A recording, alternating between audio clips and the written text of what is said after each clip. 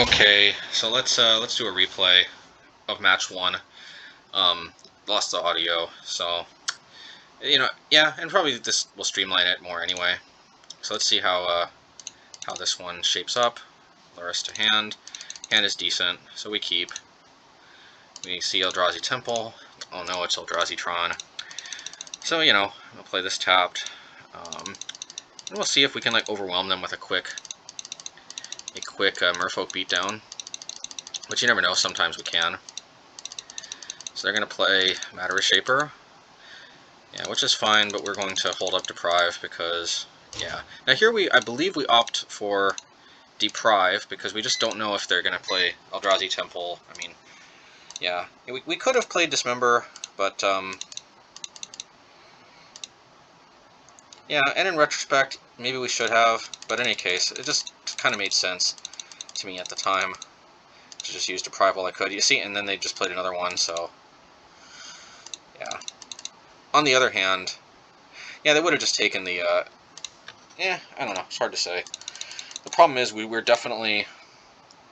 in a tough spot, but they tried to play Chalice on 1. But obviously with the Chalice on 2, they can't play Chalice on 1. The Aether Vial really helped bail us out from that difficult spot with the Chalice on 2. And I think we can attack with the Mutavault here because, or just play this. Yeah, that makes sense. Now we did tap this actually incorrectly. We should have left with black mana open. There really wasn't much point to, yeah. Alright, well, I think they get Tron. Well, not quite a Tron yet, but they're getting toward it. And we see that they got an Ugin the Ineffable. Yeah, the Spreading Seas doesn't actually do anything here because it's it'll get cut off.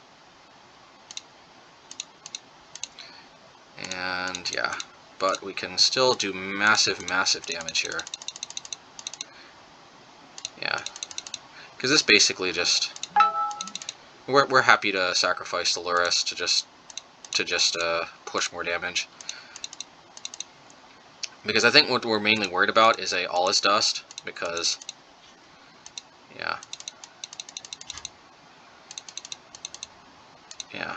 Alright, so they take the Master, obviously, but, Anyway, so that's that, because, I mean, thankfully we did manage to rush them down. That's usually how you beat Eldrazi-Tron, is you kind of get a bunch of lords out all at once, and, yeah, not much to say. No Bontus, but, that's how it goes. Oh yeah, I forgot those are the sideboard cards. Silly me. Alright, let's go to game 2, and let's see how that goes. Okay, match 2. Let's see if we can salvage. And here's our Bontu. Yeah, and let's go over the sideboarding quick. So Force Negation seemed like it was kind of hit or miss. I think since this time I've come around to preferring Force Negation over Deprive because Deprive oftentimes gets shut off by Cavern of Souls anyway. Might as well just have like a free counterspell that counters some things that can't be protected with Cavern of Souls. Anyway, and other than that, I think that's it. Basically, we just brought in Bontu, Bontu's Last Reckoning, I believe, in place of Deprives, if I'm not mistaken. Trying to remember this list again. It's definitely been a while. There's a little bit of a lapse between when I recorded this. I mean, between when I did this league and when I'm doing the audio. Because I lost the audio. Like when I looked at the video after the fact, I realized there just wasn't any audio. Usually I can catch it, but somehow I didn't catch that game that I didn't have audio. Anyway, yeah. So this is replacing Deprive, basically. This Bontu's Last Reckoning. And yeah, let's obviously we can't keep this hand, so we're gonna mulligan it. This hand isn't perfect, but we will keep it. Does have the mana we need. Play Aether Vial, obviously Darkslick Shores while it's tapped. And hopefully Bontu's Last Reckoning can do some good work for us. Unfortunately, the way we sequence, though, we're not going to be able to deal with a Thought-Knot Seer with Bontu. But it looks like they're carning us anyway. King Ballista. Definitely, that's a little bit problematic, but at least we can hopefully get Karn, but they dismember that, so no dice. And liquid metal coating, but first, a big walking Ballista. So we could Bontus, but it's not really where we want it to be. Alright, so we have to attack, unfortunately, because, you know, well, after the trade, they do kill it, which is unfortunate, but at least we can try to kill Karn with the, yeah, but then they liquid metal.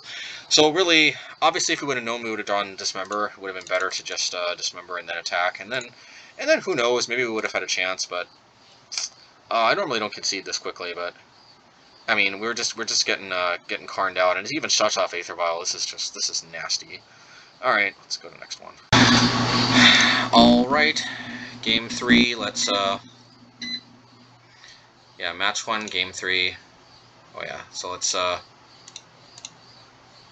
designate Lurrus. I choose you, and I believe same sideboarding, except yeah, actually it looks like we switched back to Force Negation. Like I think this may have been when we started to switch our philosophies right here in the middle of this match, because the Deprives obviously got swapped with the Force Negations. So you know, I'm not sure. I can't remember if I kept this hand or not. Well, they've mulliganed to 4, so I think I decided to risk it, and I'm not so sure this ended up working out well. No, we do draw a second land. It's better than nothing. And I think we force to negate this, yeah, because you just can't let them get Tron. Just, friends don't let friends get Tron easily. Well, you know, a blue land would have been better, but what can you do? Oh yeah. It looks like they might get Tron regardless. That was not exactly... In retrospect, I'm not sure if I should have done that, but obviously we're really hurting for mana. Okay, so we pass back and forth a little bit. What a weird game. What a funktastic game. If they play Thought-Knots here, obviously we have to Dismember before they can take it. I'm surprised they didn't take the Aether Vial, to be honest, because the Aether Vial definitely puts us in the game. Bontus could actually help out here if they play, like, Reality Smasher or something. It's a fairly efficient removal spell, if you think about it. Now, in retrospect, I'm not sure why I didn't just drop a Lord. Yeah, I don't think I needed to, like, put that in hand just yet, but regardless. So we can keep them off Tron a little bit later, play a Lord, play this. They play Chalice on 3, and suddenly things are a little awkward. At least they can't play Ensnaring Bridge anymore. Now here's the thing, actually. No, actually, yeah, I couldn't play Lurrus, so I obviously had to do it like that. Now we're feeling pretty good about our position here. The only thing we really are having nightmares about now is All Is Dust. And what do they have? All Is Dust. So, you know, it is what it is. We can play this card, we can attack. We still might be able to pull this one out. We're really wishing this Bontu was Damnation at this point, because Chalice, unfortunately, it's the collateral damage. It's so weird that they put this on 3, because all they really have is Bontu and Lurrus, but, you know. Alright, so we got to put this, but unfortunately we still can't attack into this. Maybe we can attack next turn, it's risky, but maybe. Well, there goes Bontu. All we need is, like, either a Spreading Seas or another Lord or something.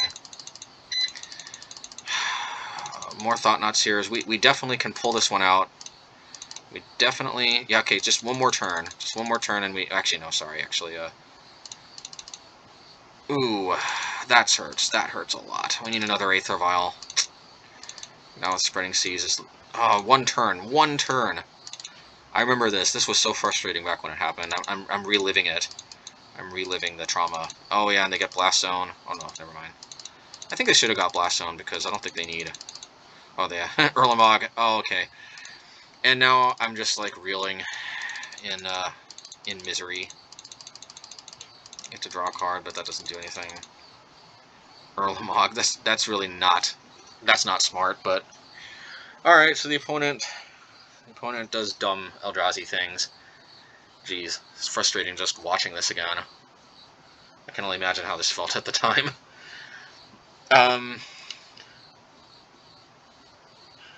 Yeah, what's the takeaway? How did we, like, I think there was a pivotal moment where we may have misplayed.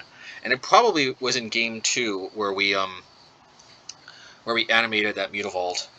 Who knows, actually, if we could have just dealt with that Karn, they didn't actually have a lot more going on. Like, so game 2 might have been where we messed up. Anyway,